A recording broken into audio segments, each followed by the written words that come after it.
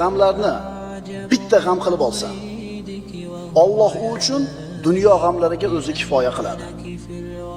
G'am ko'p dunyoda. Sog'lik bor, tinchlik bor, uy bor, kiyim bor, pul bor, bola bor. Mana shu g'amlarni hammasini bitta g'amga almashtirib olsin. Nima qilsam Alloh mendan rozi bo'ladigan g'am bilan yashasin. Shu savolni javobini topish bilan shunga harakat qilib yashasin. Qolgan g'amlarga Alloh o'zim kifoya qilman deyapti.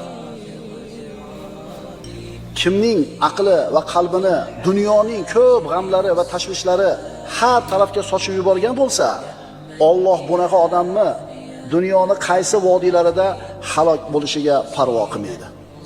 Shuning uchun akalar, ukalar, xotin kerak, pul kerak, uy kerak, bular kerak. Bularni hech qaysini inkor qilmaymiz. Va mana shu narsalarni qo'lga kiritish uchun nima ish qilish kerak bo'lsa, hammasini qilamiz. Lekin bular g'am bo'lmaydi. G'am Allohni rozi qilish bo'ladi.